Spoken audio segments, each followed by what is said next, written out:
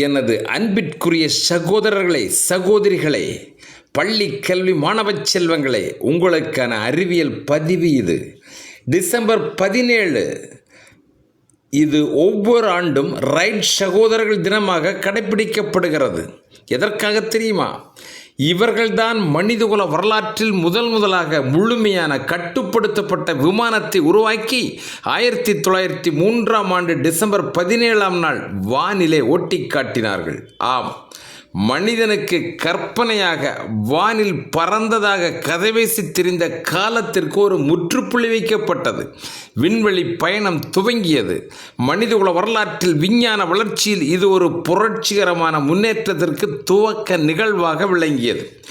அமெரிக்க தேசத்தில் ஒஹியோ நகரிலே ஒரு சைக்கிள் கடைக்காரருக்கு மகனாக பிறந்தவர்கள்.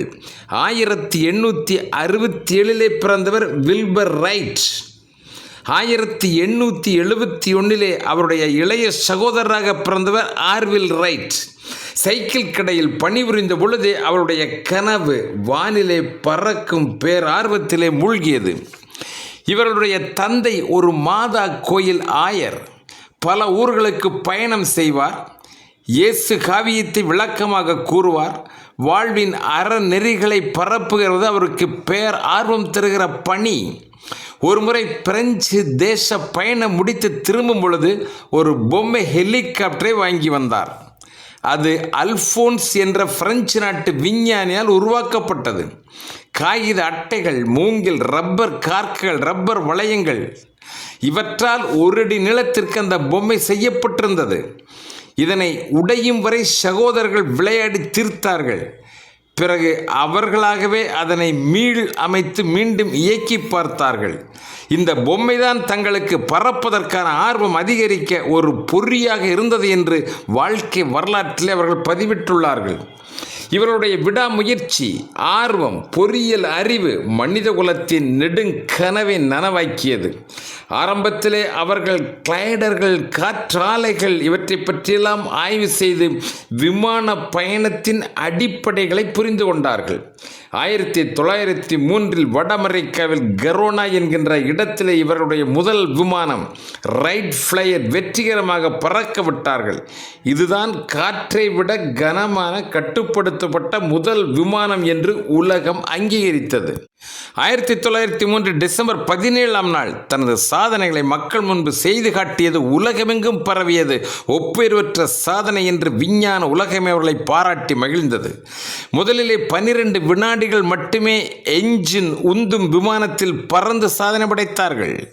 அன்றைக்கு தொடர்ந்து 4 முறை பறந்து மக்கள் மத்தியில் ஆர்வத்தோடு அதனை காட்டினார்கள்.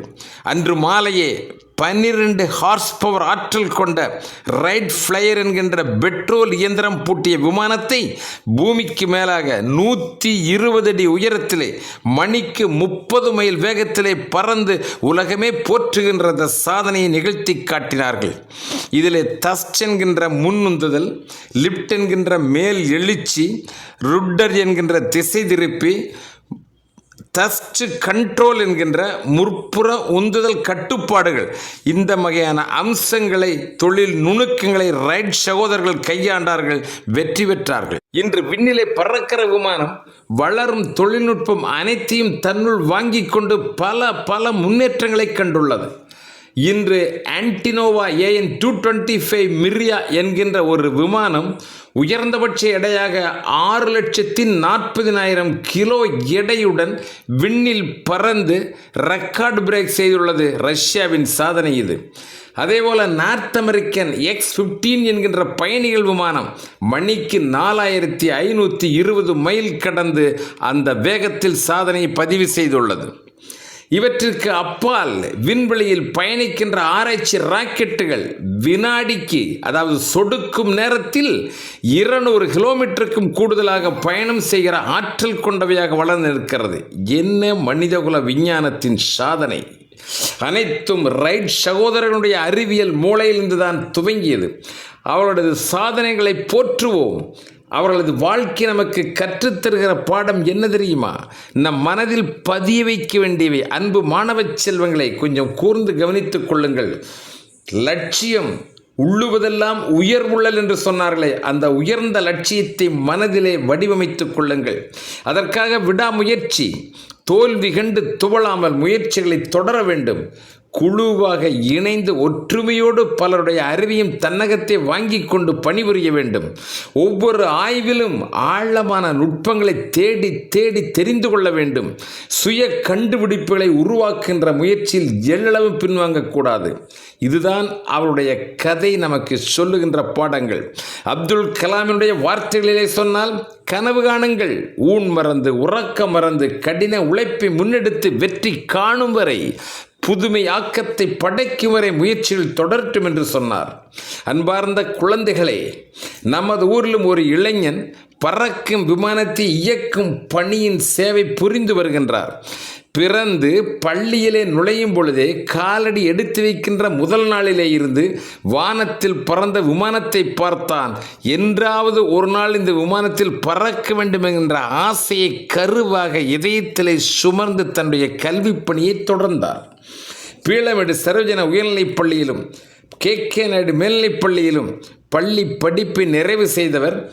பூசாக்கோ கலை அறிவியல் கல்லூரியில் கணனி விஞ்ஞானம் கற்று தேர்ந்து கடல் கடந்து நியூசிலாந்து தேசத்தில் 2 ஆண்டுகள் விமானம் பற்றிய தொழில்நுட்ப பாடங்களோடு இயக்குநராகவும் பயிற்சி பெற்று கடந்த 6 ஆண்டுகளாக விமானியாக பணிபுரிந்து வருகின்றார். இந்திய உள்நாட்டு விமானங்களை இயக்கவும் பன்னாட்டு விமானங்களை இயக்கவும் அவருடைய உழைப்பை பயன்படுத்துகின்ற விதமாக அவர் வளர்ந்து தன்னை உயர்த்தியிருப்பது பெருமைக்குரிய செய்தி. அன்பார்ந்த பெரியோர்களை, தாய்மார்களே, நமது சின்னிபாளையம் கிராமத்தின் பெருமைக்குரிய செயலாகவே இதை நாம் காண்கின்றோம். அவர் தான் தெரியுமா? அவர்தான் ஆசிரியர் நகரிலே வசித்து வருகிற PhD ஃபவுண்டரில் பணிபுரிந்த திரு சந்திரன், எஸ்தர் ராணி ஆகியோருடைய புதல்வர் வினோத்குமார் சந்திரன். அவருக்கு நமது அன்பார்ந்த வாழ்த்துக்களை தெரிவிப்போம். ஏன் கிறிஸ்துமஸ் புத்தாண்டு வாழ்த்துக்களையும் அவருக்கு தெரிவித்துக் கொள்கின்றோம். நான்மறை நாயகன் வள்ளுவர் சொல்லுகிறார், உள்ளுவதெல்லாம் உயர்வுள்ளல், மற்றது தள்ளினும் தள்ளாமை நீர்த்து. அதாவது நினைப்பதெல்லாம் உயர்வானதாக இருக்க வேண்டும். நினைவை செயல்படுத்த ஓயாது உழைக்க வேண்டும். விடாமல் முயல்வது விடாமுயற்சி அல்ல, வெற்றி கிட்டும் வரை முயல்வதுதான் விடாமுயற்சி. தோல்விகள் கண்டு துவண்டு முயற்சியில் எக்காரணம் கொண்டும் கைவிடக்கூடாது என்று அறிவுறுத்துகிறார் அந்த அற்புத ஞானி. புத்தாக்கங்களை படைத்து மனிதகுல முன்னேற்றத்திற்கு பாதை அமைத்து கொடுத்த மகத்தான மனிதர்களை வாழ்த்துவோம். அவர்கள் கற்றுத்தந்த பாடங்களை கடைப்பிடித்து மக்கள் பயனுற நாமும் வாழ்ந்து காட்டுவோம் என்கின்ற சூளுரைப்போம். எதிர்கால வாழ்க்கையை வடிவமைப்போம். நன்றி, வணக்கம்.